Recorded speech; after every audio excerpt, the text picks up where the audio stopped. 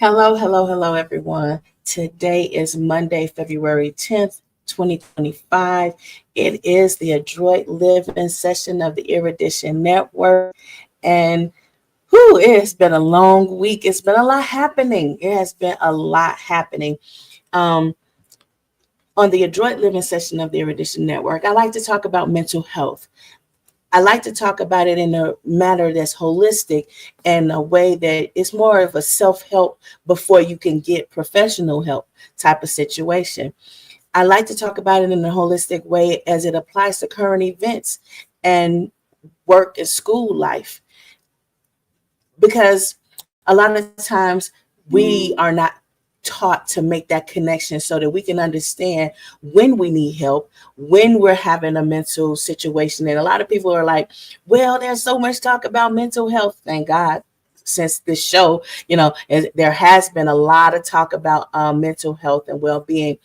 And I really appreciate that, because at first it wasn't really spoken of. And everyone was like, well, why is everybody suddenly having mental problems and mental health breaks and all of this sort of thing? It was happening. People just were not mentioning it in the way that they should, and the way that we should address it and talk about it.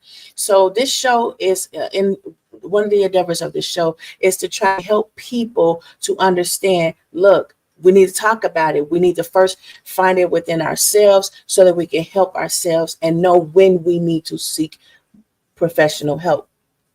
It's a lot of professionals out here that are really helpful. There's some bad actors and everything, but there's also some people out here who are really exceptional at their job and their ability to help others. Don't go to people who aren't trained for this. I'm just saying, as someone who's been in school for many decades doing this, do not go to someone who is not trained to help you with your mental health and point out methods or ways that can help you, um, like give you a diagnosis and tell you this is what you should be working on. I'm just saying, sometimes your loved ones and friends can tell you things and bring it to your attention, things that you didn't really notice, but you might not trust them. So at least take what they're saying into consideration. But also remember, they're not paying for this. They're not professionals. They're not trained for it. So just try to take it with a grain of salt and examine yourself regularly. And when you see that there's some issues that's going on that you need a little bit more professional help with, go get the proper help. Everybody can't help you just because they're trained for it. So imagine that. Imagine if everybody who's trained to help in the profession of therapy or psychology or psychiatrist, they can't help you. Think about that.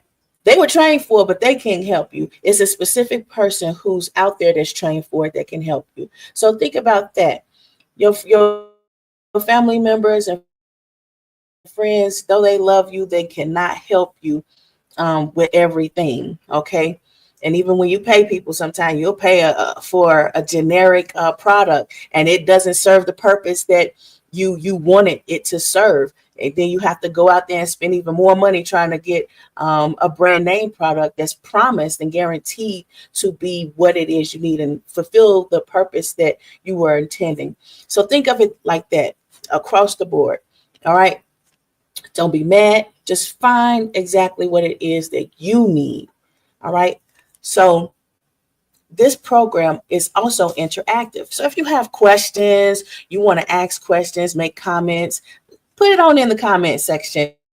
Out there, and sometimes I will read them. Sometimes I won't, because sometimes it say some things I can't say. I'm just saying, I'm just gonna put it out there.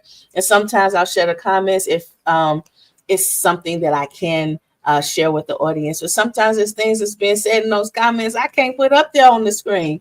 So go on YouTube, Facebook, and other social medias where we're broadcasting, and read those comments for yourself.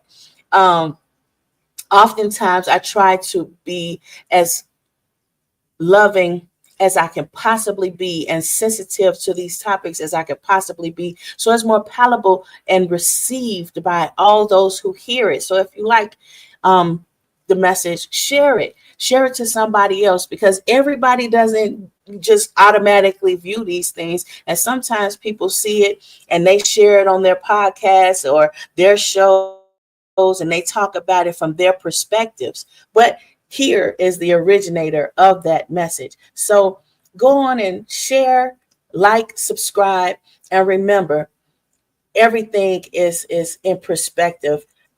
So comment. Hey, Matthew, thank you for coming. Comment, and let's talk about it, for many reasons, but yeah, definitely because of mental health. And a lot of times talking about it and having a sounding board, that is what's key to helping you to conclude the conclusions. There's epiphanies that helps you to find the anomaly within yourself. And remember, like I told you, you were born smart. Everything that you do, what it is it's improving you. It's like nurture versus nature. You're already smart. You are already intelligent. And when you do things, whether it's brick and mortar schooling, online schooling, homeschooling, you're doing things to nurture your already innate ability to be smart.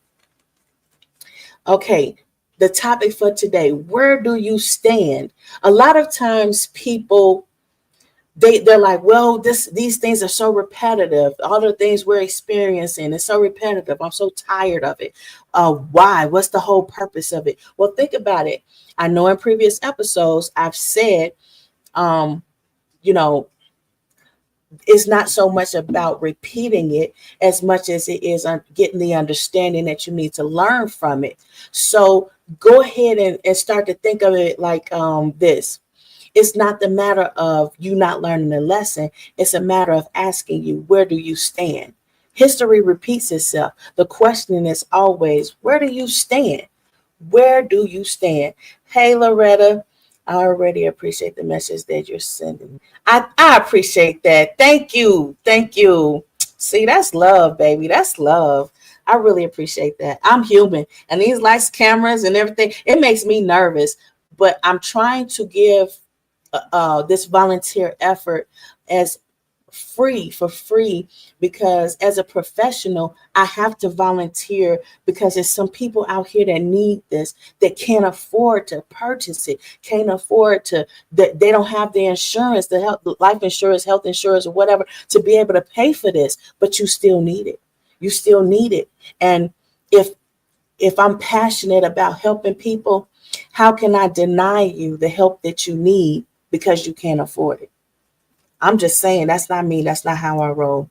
But anyway, why is it sometimes I repeat stating what's wrong and emphasizing that problems exist when it seems clear already?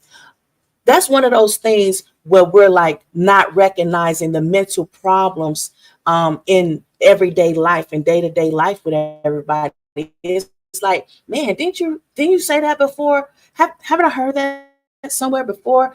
Yeah, but a lot of times mentally we block it out because we can't process it, because there's so much going on. It's so many problems. It's so much confusion. It's like, man, I got to handle one thing at a time. I just can't do it. So that repetition is necessary. So I'm happy about this volunteer effort, because everything's recorded. So you just go back and review those episodes. I say things in the most remedial sense. So everybody, regardless of your learning ability or your age, you'll be able to understand what I'm saying, fully comprehend the message, and digest it a bit. And then use it. Use your innate critical thinking skills to apply it to your everyday life for your mental health. I am not saying I told you so. Those one of the things I do not do. I don't judge. So I cannot, and I do everything in my power to avoid saying I told you so. But I am reminding people that we must remember and acknowledge lessons learned to get through them. So repeating those mistakes in those lessons, and overemphasizing, well, we know this, well, we did this, well, we tried this. It's not to say I told you so. It's to remind you we had the answer. We had this answer. So let's process it and keep moving forward. Let's learn from it. What did we learn from it? Where did we stand? Where do we stand now? So when we see it coming again, even if it's disguised as something else, we will remember we already know that that's not what we want. A lot of times we coming and it's in wolves. It's actually a wolf and it's in sheep's clothing. And we're like, man, something's familiar about this. You're using all your sense perceptions to understand, wait a minute, something's odd about this. It doesn't feel right. It doesn't smell right. It doesn't look right. Something's odd. And a lot of times via brick and mortar schooling, we are taught to know those sense perceptions and ignore those things which really innate in us to help us to learn, to live, to survive and thrive. But we've been taught and conditioned to ignore it and to fall and to be divided when we really in our hearts want to be united. But it's like, well, I get a bad feeling about this. I'm getting a bad vibe. And now it's to the point where, because survival, it has been heightened since the pandemic, we're in a more heightened awareness. And it's really, our mental health is like, I can't deny this. I cannot overlook this. I can't say that I don't know. I know, and I don't want the outcome that I am certain I will endure if I go down this path. Where do you stand? Now there's a phrase that is going around. We first heard "Make America Great Again." Now we're hearing "Make Gaza Great Again." A lot of people have been wondering, when am I going to come right out and say the names of these locations, the names of these people and things at the appointed time? At the appointed time. Because if you do it beforehand, a lot of people won't receive it anyway. And a lot of people aren't going to go back and watch the recordings that's previously been put out there. So now we're seeing, because we're living the experience. A lot of people say, well, the revolution is going to be televised. The revolution is not going to be televised. The revolution it's going to be a lived experience. It's going to be a lived experience for every generation, because no one will ever be able to say they didn't know. Yes, that's biblical, but why did I refer it to biblical? Because a lot of the written literary works were edited, refined, refurbished, whatever you want to call it. It was altered, but these sacred writings were unaltered in some books. I'm just going to say it's been out there. It has been altered. So when we heard the phrase "Make America Great Again," and now we're in 2025 living the experience. Now when we hear that, it's like a trigger word. It's like a trigger. And that trigger is triggering your sensory perceptions, and it's messing with your mental health. Because you're like, wait a minute now. I don't like what we're seeing. I don't like what we're seeing about the whole "Make America Great Again," when a lot more people who were dependent, living already check to check, they're losing their jobs. They're losing their jobs. They had credible job history, credible people, and they are without their jobs for no reason. And we witnessed a lot of people from diverse cultures lose their job for no reason other than the fact that we knew it was because they were from a diverse culture. But now when it's happening across the board to everyone, let's remember, I said, when you justify doing it to one, you have justified doing it to all. I made that statement based on years, decades of studies, academic studies that were conducted that concluded that same understanding, but I just broke it down very plainly here live on this live stream for you. So you can understand, yeah, they know. They know, because a lot of the changes take place via academia informing practitioners. And because of that, that's how they know what will happen, what's the potential, what's the statistics, variables of the likelihood. And this is also how they play the stock markets and figure out what's the probability of this stock increasing and by how much, and how much will I prosper from it before I should sell it while it's still high and hot so that I can make a profit. just before it falls. These statistics and all of these methods of information, a lot of times people, everyday people, don't have access to it. But we do always have access to our sense perceptions where we get this feeling, we just can't shake it. But we are told, ignore it, and it'll go away. Everything will be okay. And then when it's not, we sit there and act like we don't understand why everybody's talking about mental health. Yeah, that's that part. So when we hear these trigger words, make anything great again, we're already triggered. And because we haven't fully addressed it, fully gave reparations for it, we're repeating these things knowing what the outcome will be. But this time it's different. It's different because you have different tools. You have a modern time. You have a different situation that has never been seen before, because time changes various intricacies that can turn things around to make it happen faster. Because now you know what the answer is. Before you didn't know. So that's the difference. You didn't know before, but now you know, and you're doing it knowingly. So when we see that, we're like, uh-oh, we know we know what's going to happen. We know what's going to happen, and we're still trying to fix this. There's a lot of social media posts asking Black people to help other people of color with their trials and tribulations that they're enduring right now. A lot of times African Americans are like, and other Black people in other countries are like, you know, why is it that you didn't the understanding, those trigger words? Why is it that those triggering to you and compelling you to act and respond when it wasn't your culture, your people, when it wasn't directly impacting you in your life? Why is it now and only now? And why are you asking us to help you when we still trying to help ourselves? A lot of people have these questions, and I'm just pointing these things out because talking about it helps our mental health. The irony is those same communities told African Americans they were against Blacks and now labeled as white.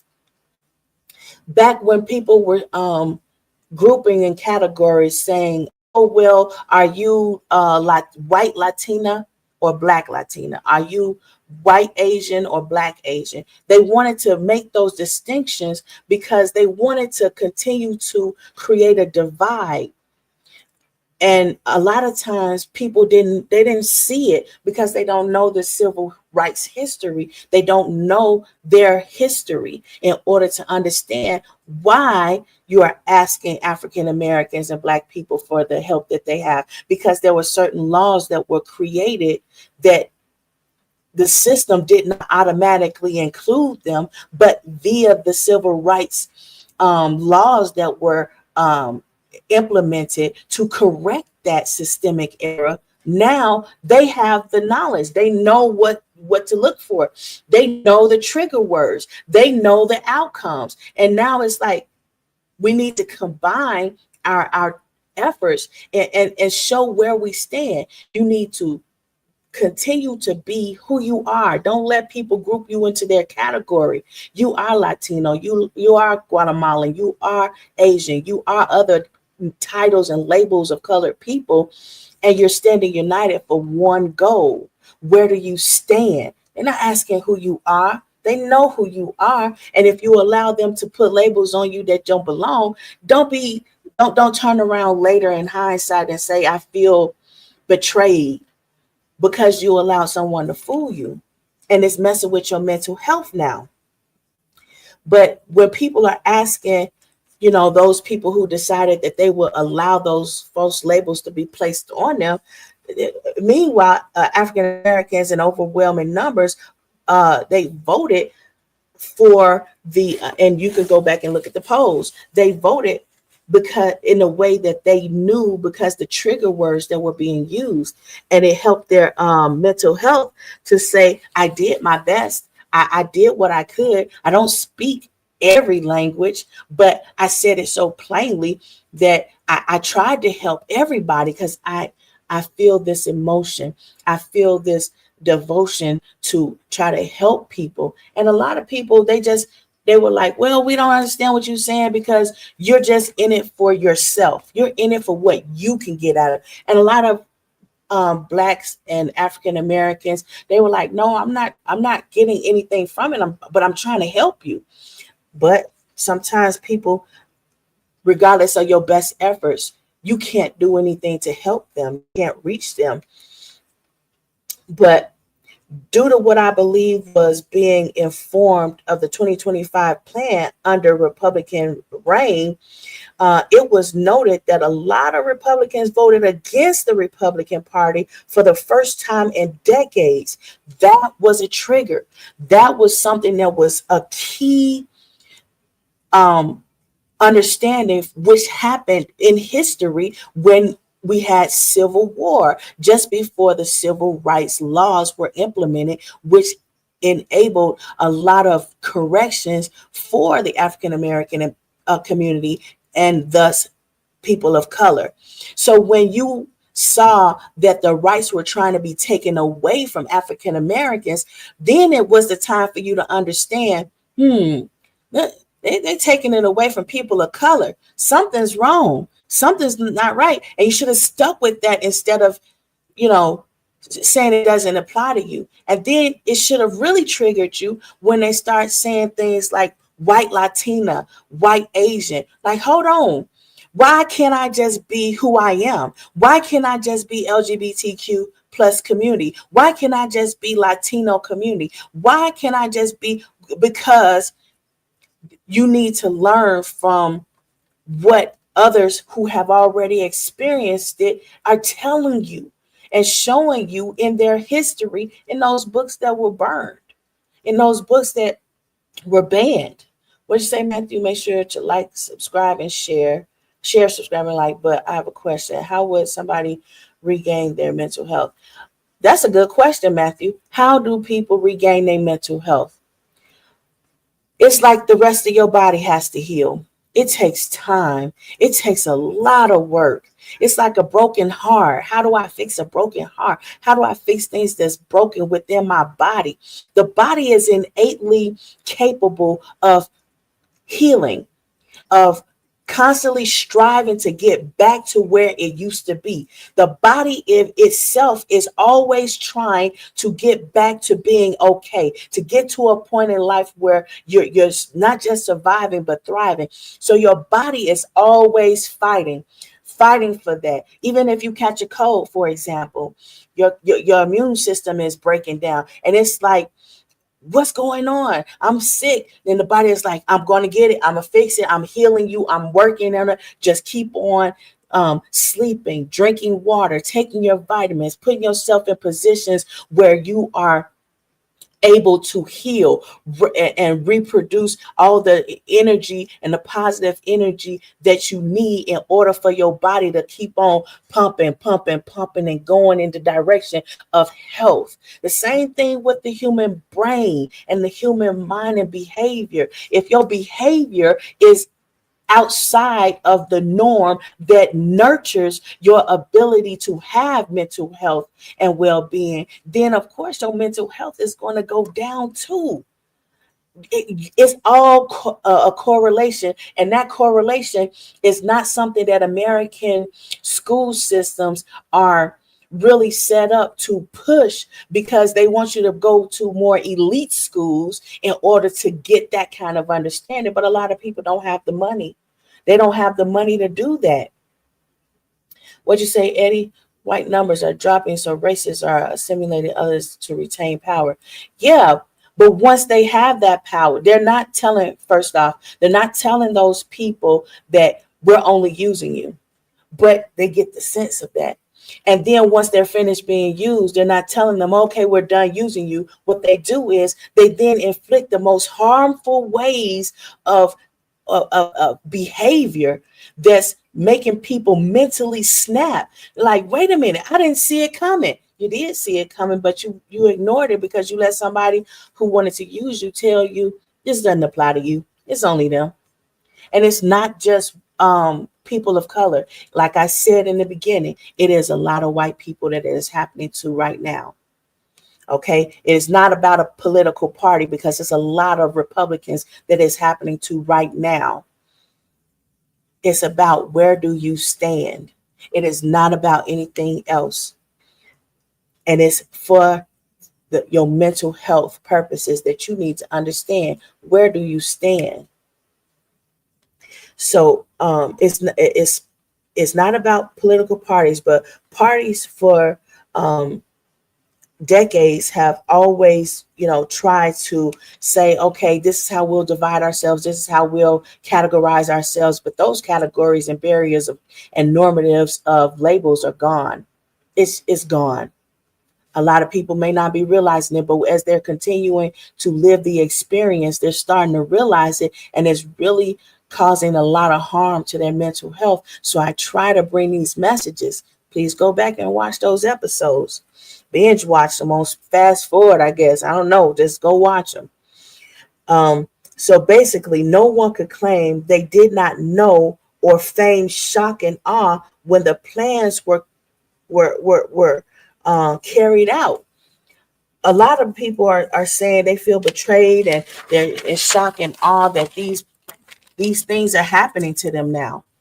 And they're saying that they want mental health services and practices to help them to digest this, to help them overcome this. There's no easy way to put it. It's a I told you so type of aha moment. And it's like, what do I do now? Because you were told when it wasn't you, and you were watching the experience, because you were in the vicinity, because you was a bystander, or because you turned on the television and saw the news, or because you were on social media trying to enjoy social media and you saw a viral vibe. It's many ways, so you cannot be shocked and awed that now you know, and now it's you. Now is the time to behave despite emotions and regain our mental health. That's what I'm trying to help you understand, because there's an answer for everything, because there's nothing new under the sun. There is an answer for this. Stand united as your individual groups, as representatives of Republicans, as representatives of Democratic parties, as men, as women, as blacks, as whites, as educated, as uneducated, as employed, as unemployed, as housed and unhoused, as voters of yesteryear and today and tomorrow. You have to stand identified as who you are, but united for the common goal. Don't let people redefine who you are just because of where you stand. Stand united, but stand as the individual you are. You don't have to be mislabeled in order to get the impact that you're trying to have. It'll be far more impactful. The efficacy rate will be through the roof.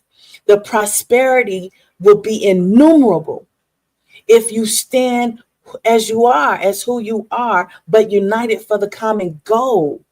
And your mental health will improve. Global mental health will improve, because you didn't allow propaganda, satire, and all these other things to block your receptors and sensory perceptions of who you are and what's going on, and know your senses and your actions and your behavior.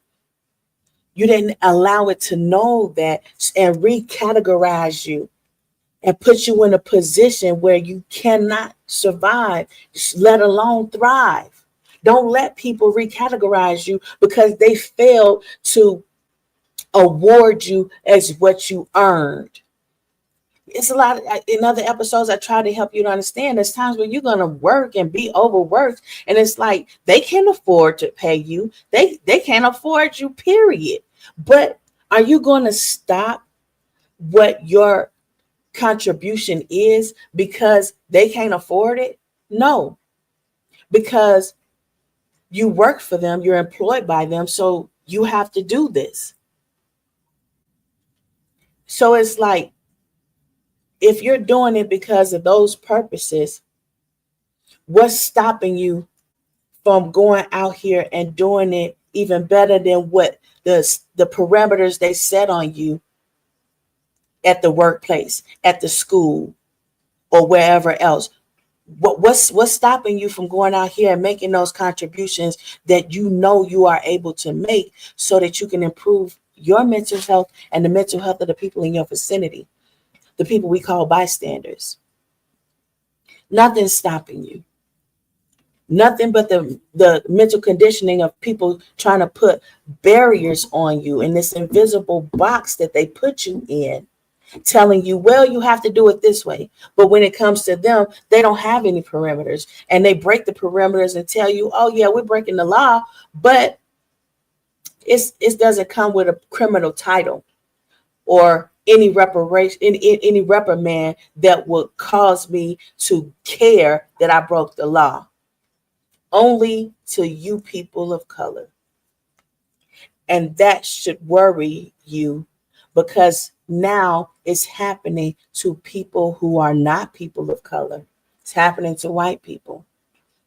So if at first you said that this was the box you created and you labeled it people of color, so when it's happening to people who aren't of color, when these people can't afford the price of eggs with their high paying 6-figure jobs because they lost their job, now this is applicable to everybody.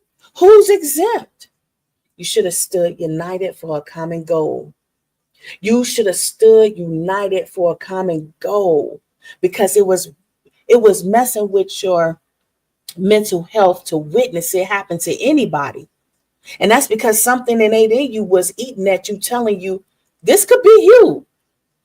Even though they were telling you, nah, this can't be you. Relax, relax. Enjoy. This your life. You got a 6-figure job. You got $1 million home or $500,000 home or whatever. You got $100,000 worth of in vehicle. The one car you drive is well over $100,000, fully loaded. All of this, and look at your purse. Your purse, $1,000. Just one purse alone, $2, $3, $5,000. Your shoes, $5,000. Your jewelry, that one piece of jewelry you have, $1.5 million. That's not your life. It can never be you. So don't worry about it. So then when it happens and it is you, you can imagine the mental health of that person. And you can understand why now it's like, oh my God, let me go back to all of those people that it was affecting in the first place and ask them for help. They say you be careful of the people that you hurt on your way up, because on your way down, and what goes up must come down eventually, on your way down, you're going to need those people. You're living the experience now. Why do people say that if that never happened before? Why did people say that if that wasn't a thing? Why would people say that and then tell you, oh, don't worry about it, it's not you, if it could never be you? And yeah, why do you have this thing innate in you that's tugging at you and pulling at you, and you can't sleep because while it isn't you now, you're worried that it could be you? What is that? A false sense of fear? No, it's not. It is your brain trying very hard to protect the little bit of sanity that you're going to have when it is you. You can continue to be sane through the experience because the answers are already there. And we will get to the point, because it happens in history all the time. We're going to get to the point where everybody's going to stand as an individual, but united for the common goal. But we need it now. We need it right now. We need it now. While they're standing at the Board of Education and closing the buildings that's public access. While they're standing in schools trying to raid them, saying that they're only pulling out criminals. Wait a minute. Criminals? It's just a kid in elementary school. How is this kid a criminal? Pay attention. Pay attention. Look at how in history the vocabulary words were altered in order to make people who were sought after to fit that category, to fit that label. So when you're not comprehending something, don't think that it's you and your inability to understand. It's not you and your inability to understand. It is something that's happening that you cannot justify it not being you one day. And I don't mean you physically, because you may be old now and you're like, well, that's not me. You, meaning your grandchildren, your child, your great grandchildren, products of you. Even if it's not you directly, it's you indirectly still. It's you. And you need to understand for your mental health, because you're thinking, I'm creating this generational wealth. That's not how you create generational wealth. I wrote a book, Generational Wealth, Information Asymmetry, and Your Success. Might want to get that book. Look up Tina Phillips in academia. Get my academic writings for free. It's free. It's out there. Go find me. Y'all some smart people. I've seen what you've done when you was looking at various shows, how people flossing and lying and saying they have money, and then you go and do a little bit of research, a little clicky, a little click there, and you're seeing, nope, you lying. That was a lie. You're not flossing. That was a lie. You're not this. Go find it. Find me. Find my academic writings. Why am I making these assertions? Why am I making these claims? Why am I saying these things to you? Why am I getting on social media acting like I know the answers to these things because I'm telling you this is the answer? Go find my writings. I've been writing for a very long time. Go find it.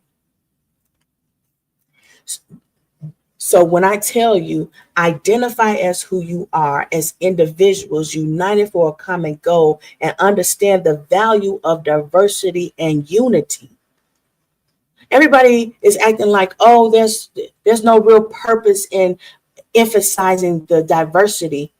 Yes, there is, because it strengthens the idea and the methodology of unity.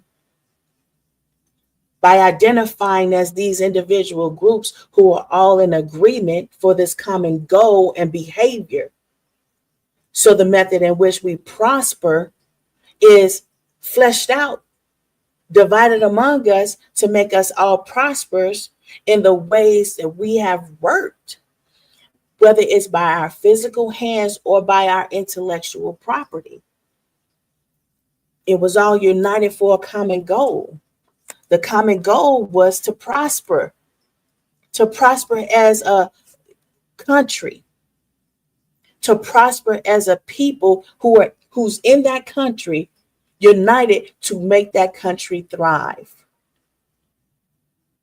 To make the country thrive. And it takes more than just one or two people. It takes more than just the heads of and leaders of various groups. It takes a whole lot of people. And within those people is diversity. And there's power in that diversity. And that is one of the reasons why America was even formed in the first place. And the idea of America being a melting pot of diversity, where diverse people come together for a common goal. They understood, the forefathers understood that. And because they understood that, that idea perpetuated throughout generations. And it did make America strong. It made America dollar strong, American currency strong, American foreign policies strong, America's global contribution strong. It made us who we are. Now going back and saying, oh, okay, well, we got what we wanted to be. We plateaued. Now let's take it all back. Let's call everybody that we can agree to it being said. If they're going to accept the label and title, let's call them white. But when we're done with them, let's deport them all. Let's get them all out of here. And then they're sitting there shocked, amazed, and awed just before taxes. But I guess we can't talk about that. I guess we can't talk about where's all this money going to come from, all these taxpayers, all these people paying in the taxes. Guess we're not going to really talk about where's that money going to go now that everybody's been swindled and kicked out of their locations and gone underground because they don't want to get kicked out. Well, where's all that money that was paid into the system, the known broken system? Where's all that money going? Where is it? There was times in the past where we saw that American taxpayers' monies were withheld from them for a long time, and we put up a big fight about that, united as diverse communities, because we all had to come and go to, we want our money back. We want our taxes. We need our tax money. And then when the global crisis happened and it was a pandemic, everybody was like, hey, look, I paid into taxes and I can't work right now because I'm furloughed or I'm not essential worker. Where's my money? I need my money. Give me my money. Don't hold my money for another day because I might not live to see another day, because the pandemic, we don't even know if it's airborne or whatever. How are we catching this? It's contagious, highly contagious and fatal. I want my money now. Don't tell me about tomorrow. And that mentality stretched really far and it's deep. And a lot of people are saying, look, I paid into a system planning for tomorrow, but a lot of people didn't see tomorrow. Where's that money that they paid? Well, wait a minute. Come to think of it, they pay. I paid.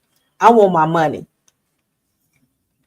But we're not looking at the bigger picture of these things and the implications, and we're not getting ahead of it. We're not getting ahead of it like we should, because we're not acting like we know the answers already. We're not acting like we saw what we saw. We know what we know, and we want to get ahead, because these are not the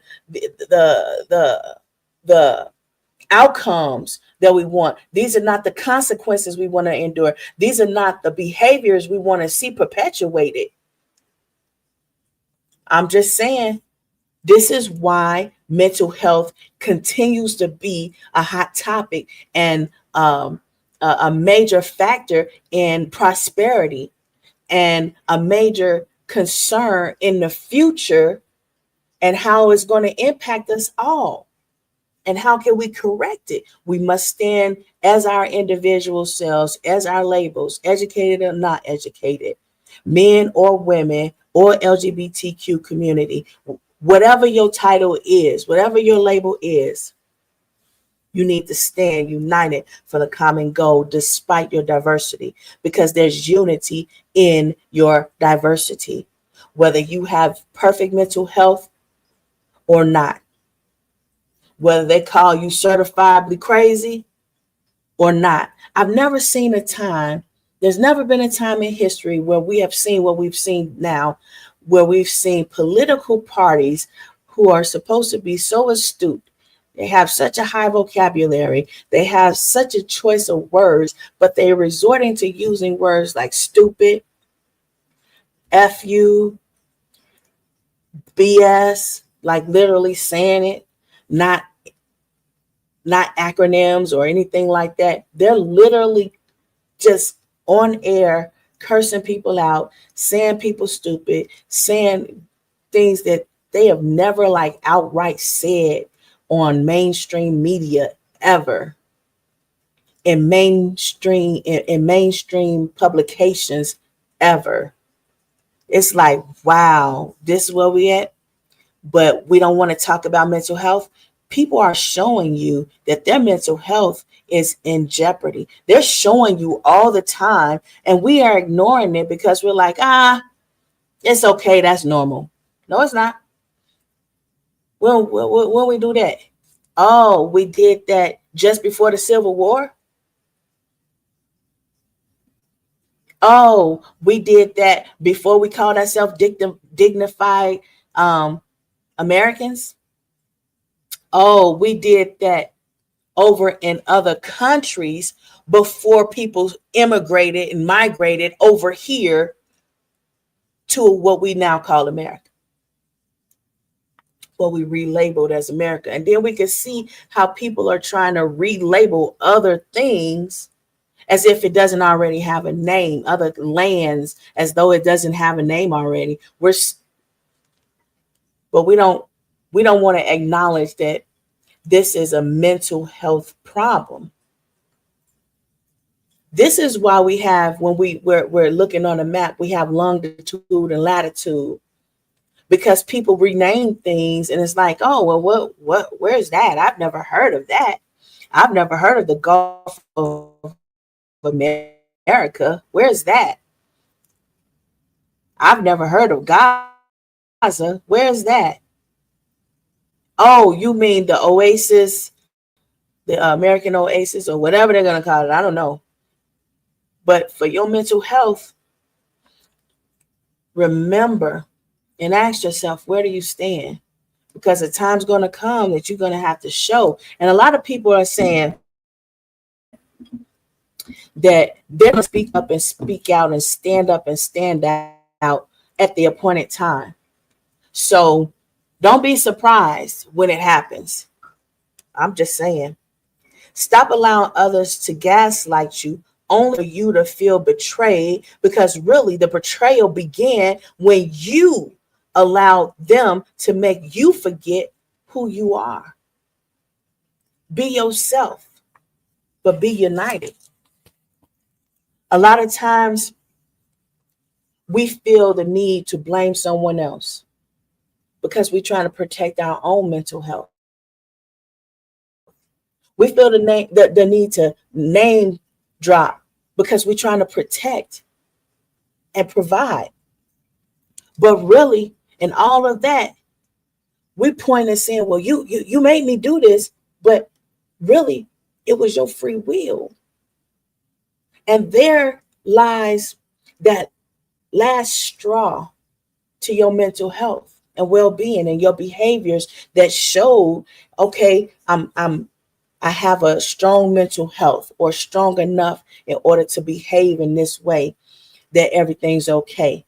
But it's coming a point where it's like, I can't even act like everything's okay. I can't even behave like everything. I can't, for example, for at least 10 years now, it's been strongly pushed that people should use video games as a source of stress relief to help you to improve your work-life balance, whether that work was school or whether it was industrial work, political work, whatever it is, work to help you to have a refreshed mind so that you can again go back into your day and be rejuvenated so that you can endure some more BS. And then recently, the all the PlayStations go out, and everybody's on TikTok and social medias of sorts laughing at those people who are freaking the heck out because their source of help, their escapism, their stability is off kilter. It wasn't funny. I'm just saying, as a psychologist, that wasn't funny to me. But I can see the humor of it. But all the while I'm thinking, oh my God, these people should have had more than one source of relief, venting. They should have not just had a PlayStation, though they are extremely expensive and it's hard to have anything else when you have to pay so much for just the one. I'm just saying. But it's worth the investment, just like you invest in $500 for one pair of shoes or gym shoes, or then you can't even wear it because you're like, oh, that's gonna wear out. Yeah, you have to have more than just a PlayStation. You have to have more than just one video game. You don't just have Call of Duty. You have multiple games, right? Just think of it that way. You have to have different gaming sources and different avenues of venting that mental support that you need. You have to have multiple avenues. For example, some people in my household, they like PlayStation. I like Xbox. I'm not saying it's on a plateau or a pedestal or anything, but I'm saying I like Xbox, so I have an Xbox. So when PlayStation went out, whoever needed it, they can go to the Xbox. I'm cool. We good. Go ahead. You got it. What and then you have some people who like the Nintendo Switch. So you have a Nintendo Switch which has the actual game cartridges, and that you need to do. And because they were like, well, those PlayStations they have digital games. I hate video games. Sure you do. Anyway, you have to have more than just one thing. You must have more than one thing. Yeah. So when the time comes that, oh, well, one is down, you're not down and out. You're not without. You're not completely without. I mentioned before on here that I have different cliques. I have various groups of friends that may not communicate with the other kinds of people that I have in a different clique. So I have multiple cliques because I have multiple sources of creating that balance, that mental balance for myself.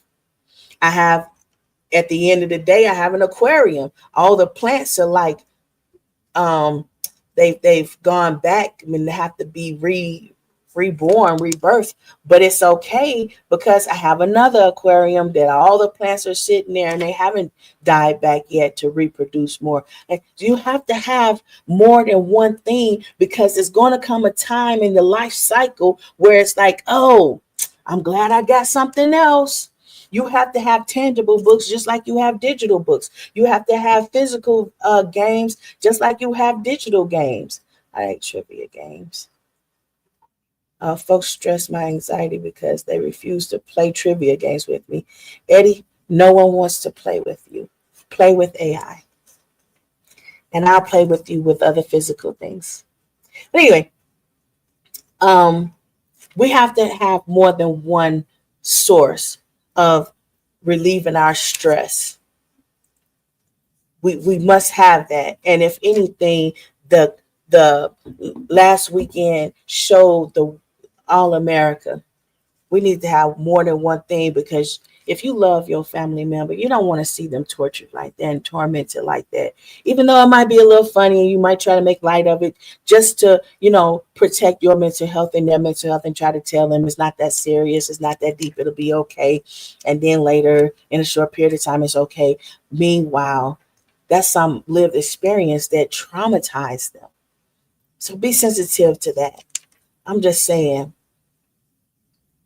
But anyway, some people have said they cannot act outside of due process of the law. Getting back to the topic. So they haven't done anything about the blatant breaking of many laws as of yet.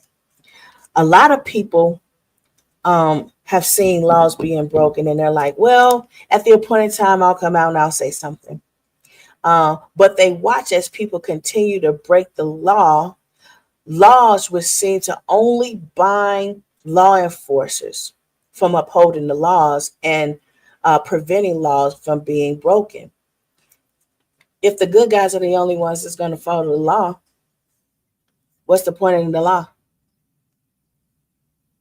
Well, if you can't legally act, then legally don't act, but in the way of those bad actors. For example, you can't legally stop bad actors from shutting down the building of the Department of Education, but you could legally stand in the doorway, preventing the doors from being shut. Imagine that. The good guys don't finish last if they control their own destiny instead of simply accepting obligations which only the good guy follows. By the way, since we're clarifying definitions, define good guy, good actor, bad actor, legal and illegal. I'm just saying these are labels that we're seeing being redefined, and it's messing with our mentality. But then all of PlayStation goes down, and they're like, are you paying attention? Is this a source, a method of your mental health and well-being? What will happen if we do all of this and then we take that away from you? I don't want to know, but they asked and they wanted to know, so they fooled around and found out. Anyway, laws.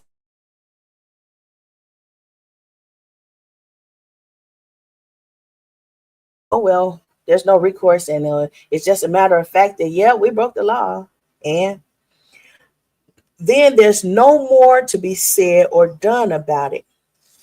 Why? Because y'all keep justifying wrongs and acting like you didn't see it, you didn't know it. Go play your video game. Go. What do they call it? Escape. Go ahead, use your escapism. But what happens when they take your escapism away and you have to face these things? Delay does not mean deny.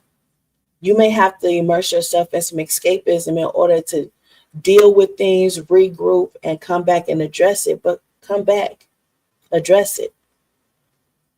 Yep, have multiple sources so that you can maintain that mental balance that you need. We all need it. Go and make sure that you have that, but don't stop there. Go back, address these problems so that even without that escapism, you'll be okay. That's important. That's important because that's what all of that is made to do, to make sure you're okay. Sometimes we can't deal with things in the moment and we have to walk away from it. So we don't have a reason to apologize or have regret because we can't take something back. Thanks to video games, there's been a whole lot of people who have not resorted to physical resolutions that were fatal across the board, fatal to the person it was enacted on, and life ending for the person who caused it, because now their life path has been ended and it's began new on a different course that binds them so significantly that we forget all about them because now they're in the penitentiary system, because you can't just go around fatally inflicting people and say, oh, well, that was my mental health break.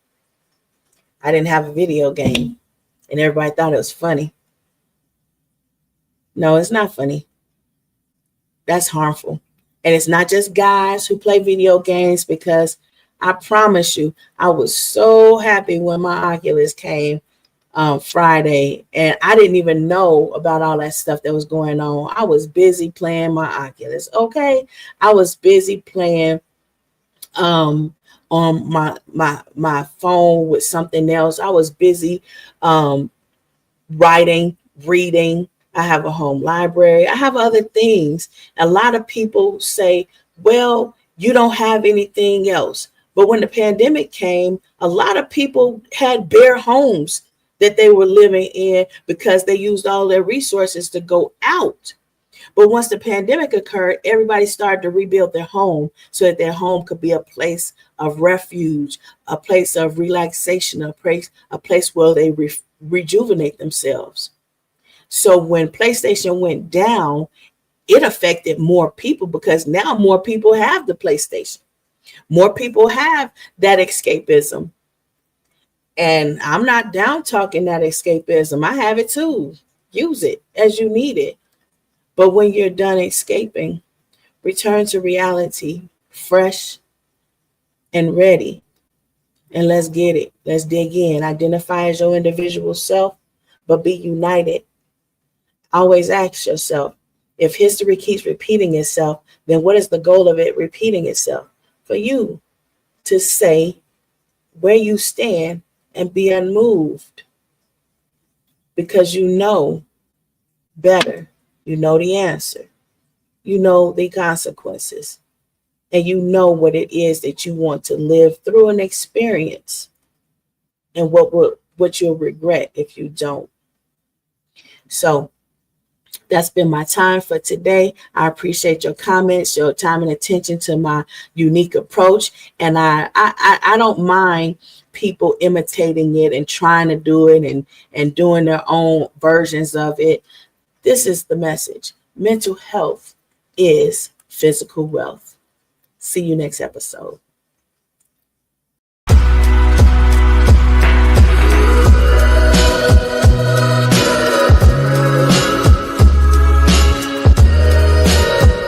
Mental health is physical wealth.